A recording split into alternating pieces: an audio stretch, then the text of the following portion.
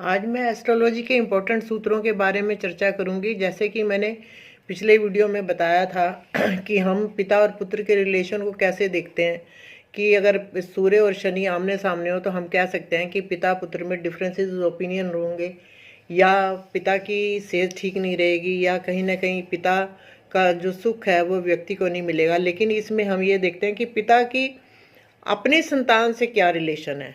जैसे कि इसमें हम देखते हैं कि अगर फिफ्थ और सिक्स्थ लॉर्ड का कहीं कनेक्शन होता है या वो आमने सामने होते हैं तो हम कह सकते हैं कि पिता पुत्र में नहीं बनेगी, या डिफरेंसेस ओपिनियन होंगे, या उसको वो एक्सेप्ट नहीं करेगा। जैसे इसको हम श्री राम जी की कुंडली में देख सकते हैं कि फिफ्थ लॉर्ड जो है वो मंगल है, वो उच्च का होके सेवन्थ हाउस में बैठा है, और सिक्स्थ लॉर्ड जो है गुरु है, वो उच्च का होके लगन में बैठा है। तो क्या श्री राम जी ने भी, हालांकि उनके पुत्र थे लव कुश, जो कि वाल्मीकि जी के आश्रम में उनका पालन पोषण हुआ था और सीता माता के पुत्र थे, लेकिन वाल्मीकि जी ने बताया भी था कि श्री राम को ये आपके पुत्र हैं और श्री माता सीता माता की इस रक्षण में ही पले बढ़े हैं। लेकिन श्री राम ने उनको एकदम एक्सेप्ट नहीं किया था।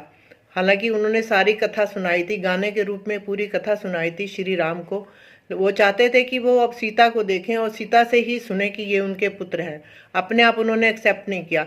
दूसरा सूत्र ये है कि अगर किसी की कुंडली में सेवन्थ और एट्थ लॉर्ड का कनेक्शन बनता है तो कहीं ना कहीं ब्रेकअप होता है, या कहीं ना कहीं उसके रिलेशंस में, या वो जो रिश्ता है बहुत देर तक कंटिन्यू नहीं रहता जब सेवन्थ और एट्थ कनेक्ट होते हैं आस्पेक्ट से या युति से।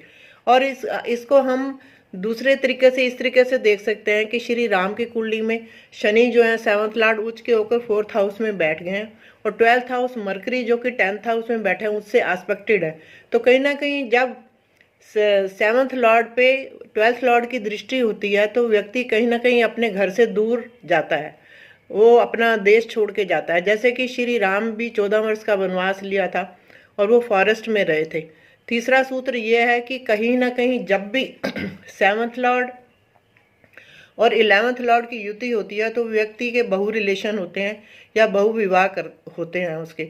इसको हम श्री कृष्ण की कुंडली से देख सकते हैं कि जो सेवन्थ लॉर्ड है वो मंगल है, वो 9th हाउस में उच्च का होके बैठा है, और जो 11th लॉर्ड है वो 3rd हाउस में उच्च का होके बैठा है, जो आमने सामने एक दूसरे को एस्पेक्ट कर रहे हैं।